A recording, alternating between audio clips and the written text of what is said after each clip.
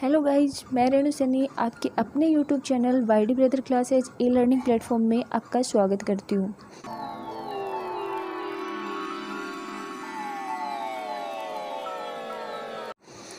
तो हमारा जो बायोलॉजी में टॉपिक चल रहा था कोशिका, हमने वो टॉपिक कंप्लीट कर लिया था।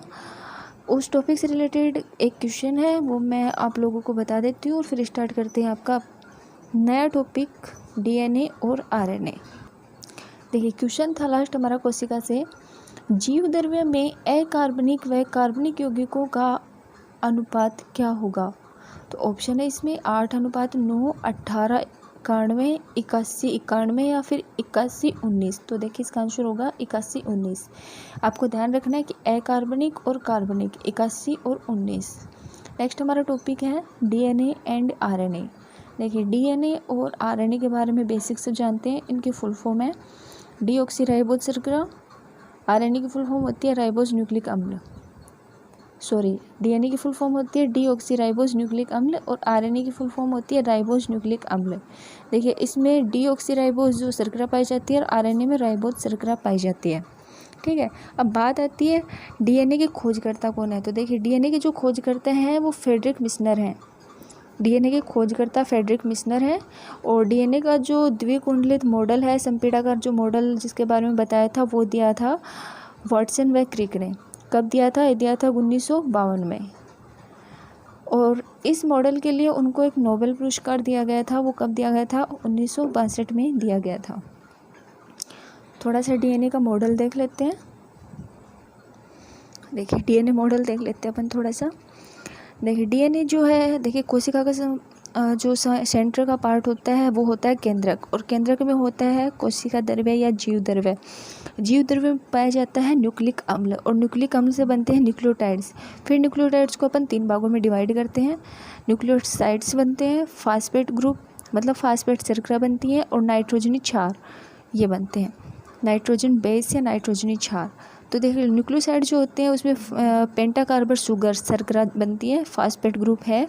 और नाइट्रोजनी जो बेस है, क्षार है, इनको हमने 4 भागों में डिवाइड किया है। तो इसके 4 भाग हैं, एडेनिन है, थाइमिन है, ग्वानिन है और साइटोसिन है। देखिए, इन 4 भागों को मैंने इनके सिंबल से भी रिप्रेजेंट किया है, और इनको बॉन्ड के थ्रू हम डीएनए के अंदर रिप्रेजेंट करते हैं। तो देखिए, एडेनिन जो होता है वो डबल बॉन्ड के साथ ऐड होता है, थाइमिन होता है सिंगल बॉन्ड के साथ, और ग्वानिन ट्रिपल बॉन्ड के साथ, और साइटोसिन भी सिंगल बॉन्ड के साथ। तो मैंने ये स्ट्रक्चर बनाई है डीएनए की, आप देख सकते हो। तो मैंने डीएनए के स्ट्रक्चर में थोड़ा बेसिक सा बताया है कि ये द्विकुंडलित मॉडल है डीएनए का।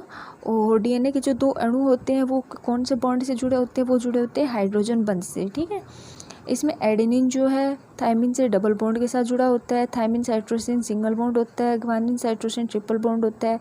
तो ये सारे अलग अलग बॉन्ड अलग अलग क्षार हैं जो कि अलग अलग बॉन्ड के साथ जुड़े होते हैं। इसके बाद डीएनए जो होता है क्या होता है? देखिए, डीएनए के बारे में बेसिक जानकारी ये होती है कि डीएनए जो होता है वो माँ बाप की पहचान का करने का एक टेस्ट होता है। ठीक है, इसे पता लगता है डीएनए टेस्ट से कि हाँ, ये बच्चा किसका है। ये जानकारी डीएनए से प्रूफ होती है।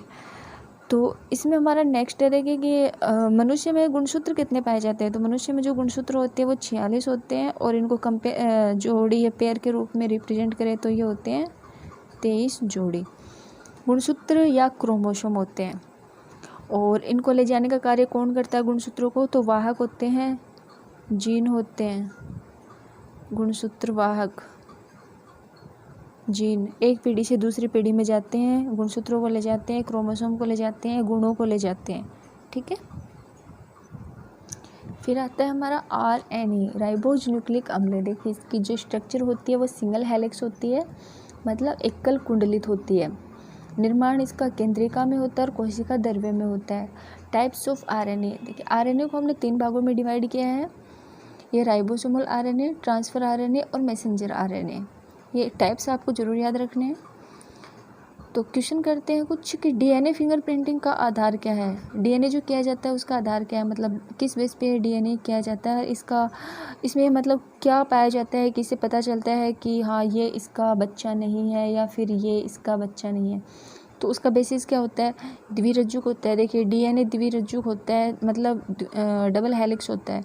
मूल अनुक्रम में त्रुटियाँ होती हैं। जैसे मूल अनुक्रम में त्रुटियाँ होती हैं, मूल अनुक्रम यही होता है, इसमें कोई त्रुटियाँ नहीं होती, सभी की स्ट्रक्चर यही होती है, ठीक है।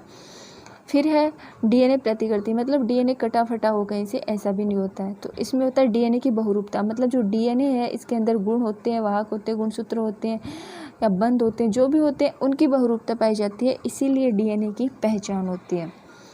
नेक्स्ट हमारा क्वेश्चन है, डीएनए के दोनों सिरे किस बंध से जुड़े होते हैं। आपको अभी बताया था हमने, डीएनए के दोनों सिरे किस बंध से जुड़े होते हैं, तो इसका सही आंसर होगा हाइड्रोजन बंध से। नेक्स्ट क्वेश्चन हमारा, आरएनए का मुख्य कार्य क्या होता है। देखिए आरएनए का मुख्य कार्य क्या होता है, ये प्रोटीन निर्माण में सहायक होता है या गुणसूत्र वाहक होता है, फर्स्ट एंड सेकंड या फिर कोई नहीं। तो देखिए आरएनए का जो मुख्य कार्य है वो होता है प्रोटीन निर्माण में सहायता प्रदान करना। नेक्स्ट हमारा क्वेश्चन है, डीएनए में अंकित सूचनाओं को प्रोटीन संश्लेषण स्थल पर लाने का कार्य कौन करता है। देखिए डीएनए में जो सूचनाएं होती हैं उनको प्रोटीन संश्लेषण स्थल तक लाने का कार्य कौन करता है।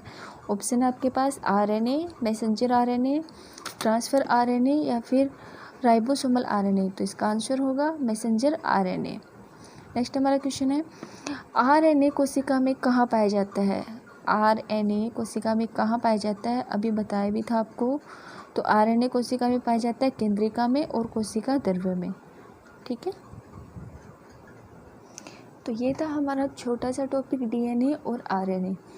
ये टॉपिक कंप्लीट हुआ हमारा। इससे रिलेटेड अगर कुछ क्वेश्चन आप लोगों को पूछने हो या कुछ बताने हो या कुछ और हाई लेवल के क्वेश्चन आपको चाहिए तो आप कमेंट में ज़रूर बताइए। और इसमें कुछ प्रॉब्लम है, कुछ समझ में नहीं आता तो वो भी आप कमेंट में ज़रूर बताइए। और बहुत जल्दी अपना वीडियो लेक्चर स्टार्ट करने वाले हैं, तो उसमें आपको बहुत डिटेल से पढ़ाया जाएगा, ठीक है। आज के लेक्चर में इतना ही। Thank you.